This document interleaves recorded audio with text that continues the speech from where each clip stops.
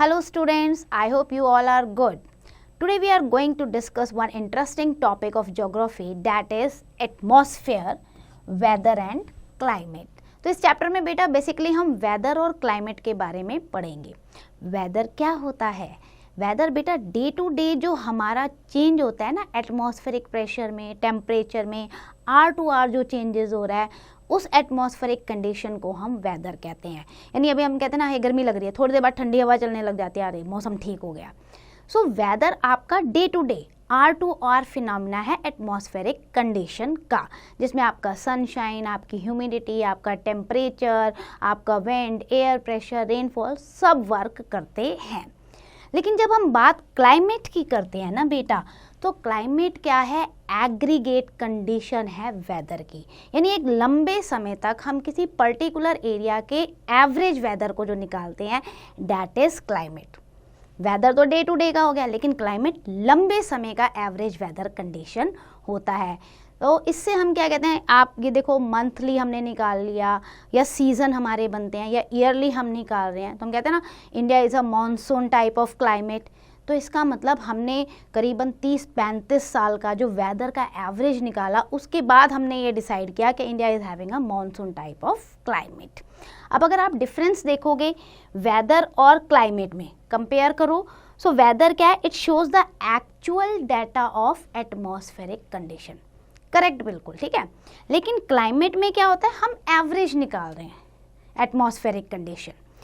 Weather क्या करता है? आपको एटमॉस्फेरिक कंडीशन जो बता रहा है वो बिल्कुल शॉर्ट पीरियड ऑफ टाइम की, सम टाइम तो घंटे घंटे की बता रहा है आपको.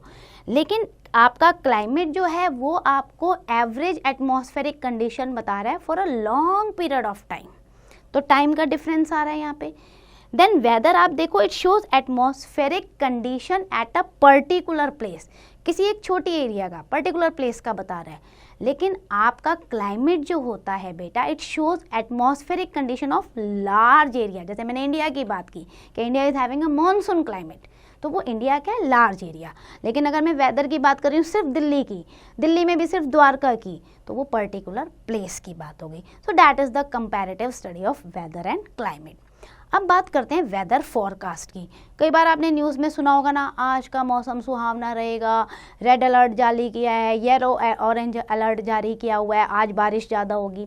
तो ये क्या है? ये अनुमान लगाया गया है, फोरकास्ट किया गया है, पहले से प्रिडिक्ट किया गया है. लेकिन ये आसान काम नहीं है बेटा. Weather is a complicated phenomena. क्यों? इसमें बहुत सारे एलिमेंट्स लगते हैं. आपका रेनफॉल है, टेम्परेचर है, विंड है, सनशाइन है, ह्यूमिडिटी है, एयर प्रेशर है, सबको देखना पड़ता है बाबा रे. तो क्या होगा? ये सारे फैक्टर्स जब आप इन सबको ध्यान में रखोगे और इन सबकी स्टडी करोगे, उसके बाद आप प्रिडिक्ट कर रहे हो इन एडवांस, आप बता रहे हो, फोरकास्ट कर रहे हो, है ना.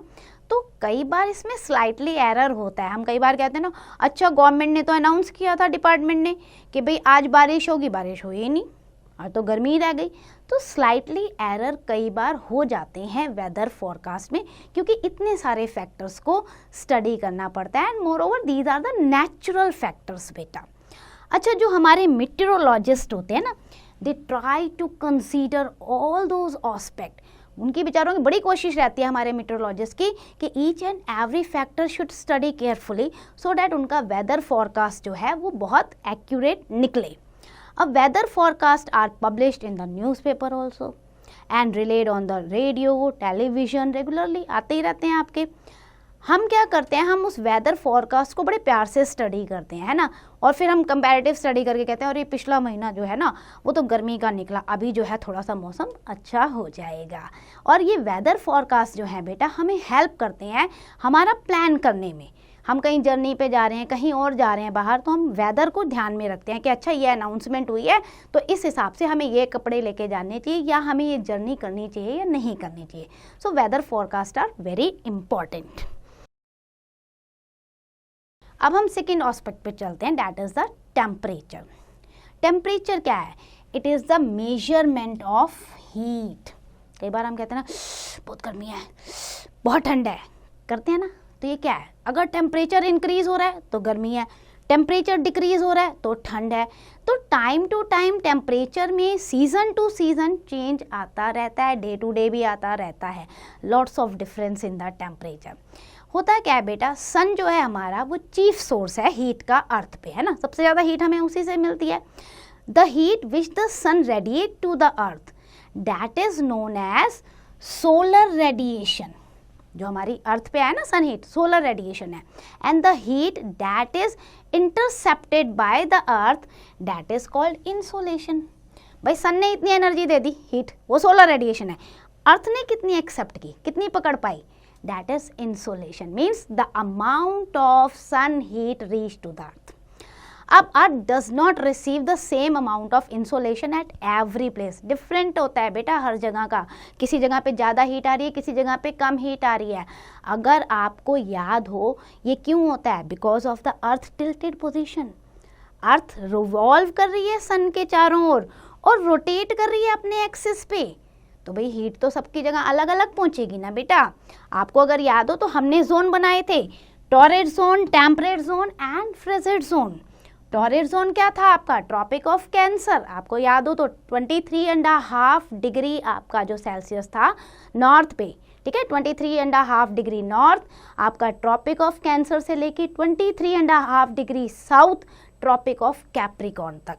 यहाँ पे क्या था, डायरेक्ट सन हीट पहुँचती थी, इसलिए हम इसे टॉरेट जोन कहते हैं, hottest part of the earth होता है।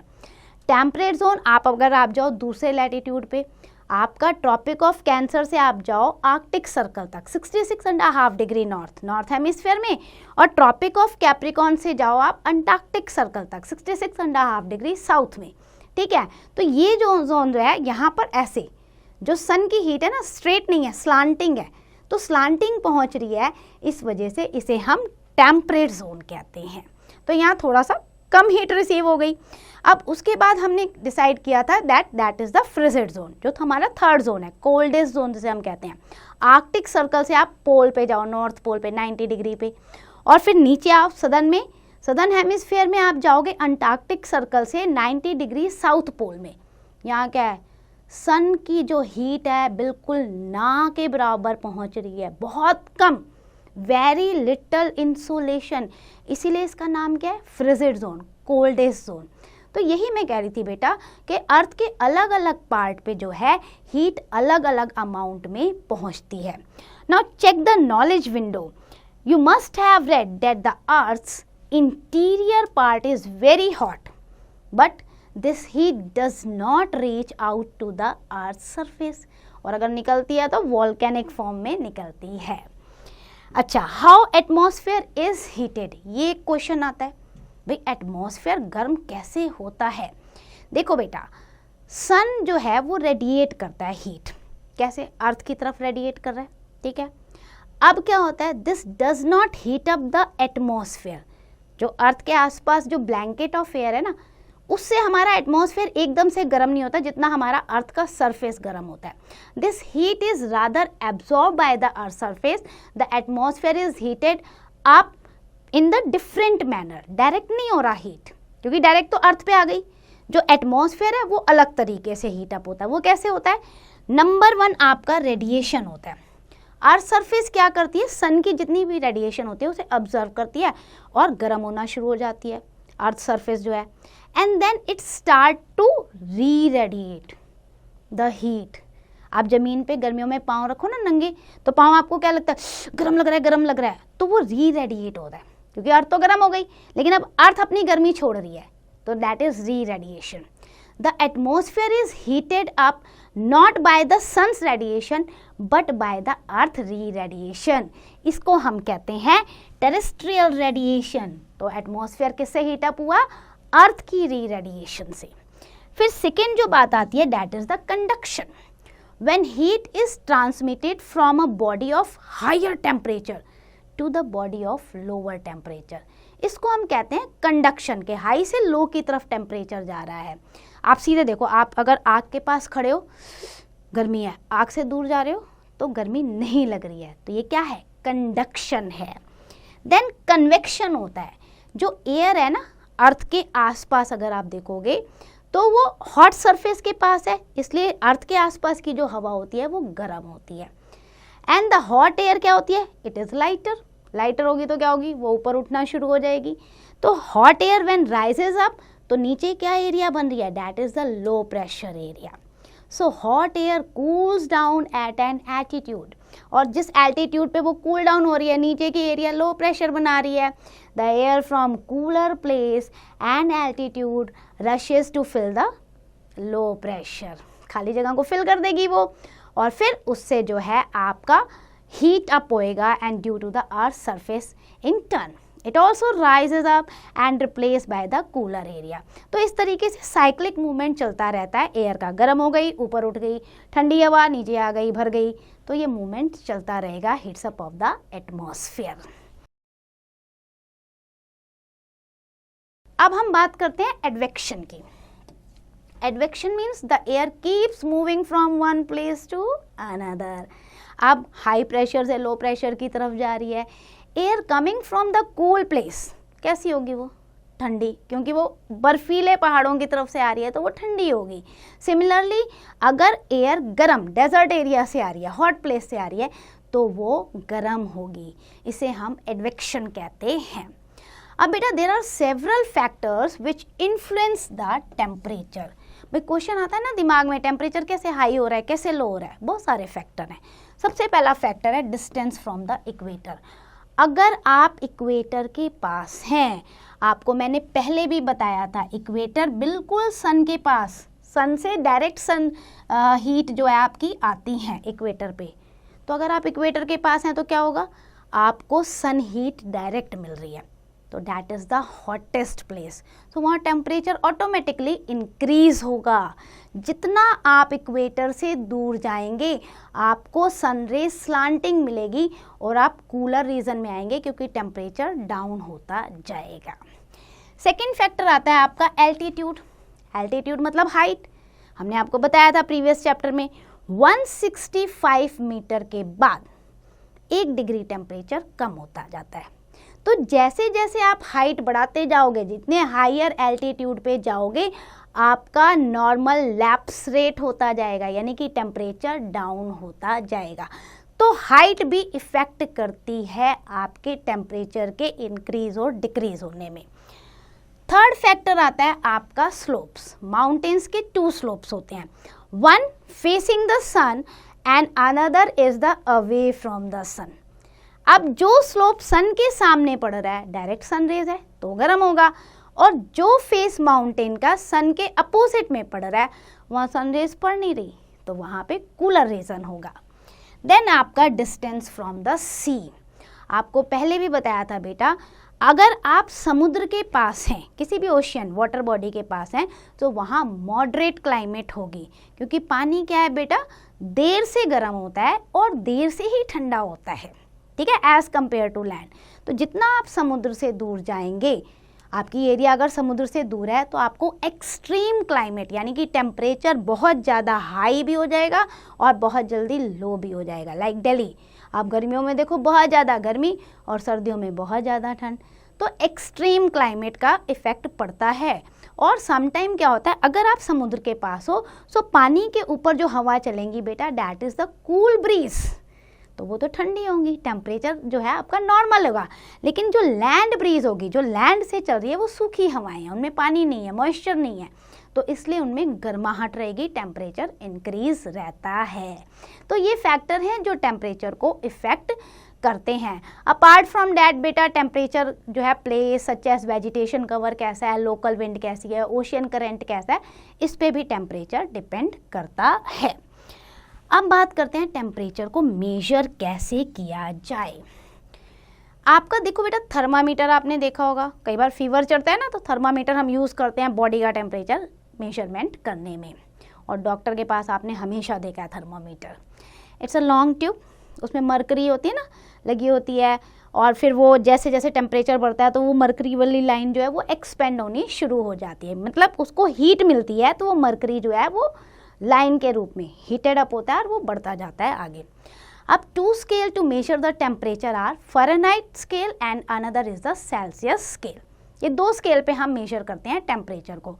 फ़ारेनहाइट स्केल जो था बेटा, it was invented by the Daniel Fahrenheit, ठीक है, इन्होंने 1710 में इसको इन्वेंट किया था, जबकि जो आपका सेल्सियस स्केल है it was invented by एंड्रिस Celsius 1742 में, तो बहुत बाद में आया ये सेल्सियस स्केल आपका।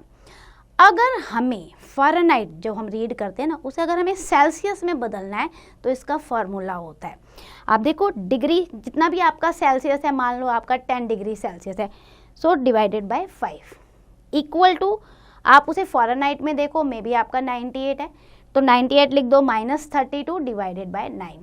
तो ये फार्मूला जब आप लगाते हैं तो आपका जो फ़ारेनहाइट है वो सेल्सियस में कन्वर्ट हो जाएगा। Now let's do the quick revision. Weather क्या है? Weather is the atmospheric condition for the given place for particular time और डे टू डे और आर टू आर। लेकिन क्लाइमेट क्या है? आपका एवरेज वेदर कंडीशन है एक बहुत बड़ी एरिया का for a long period of time. Weather forecast जो है बहुत सारे फैक्टर्स को, बहुत सारे एटमॉस्फेरिक कंडीशन को ध्यान में रखकर किया जाता है। देन टेम्परेचर क्या है बेटा? It is the measurement of heat. Insolation हमने डिस्कस किया था कि हर जगह पे इंसोलेशन जो है that is differ because the earth surface is receiving the sunlight at the different level at different places. Then the atmosphere is heated by the process of radiation, conduction, convection and advection. इन process से जो है हमारा atmosphere heat up होता है। After that the factors which influence the temperature, it include the distance from the equator, then height आपका हो गया जिसे हम एल्टीट्यूड कहते हैं, स्लोप हो गया and distance from the sea. Temperature is measured with the thermometer using the Celsius and Fahrenheit scale. तो ये सारा हमने डिस्कस किया इस चैप्टर में। अब आपकी बारी है बेटा, डू द क्विक रिवीजन।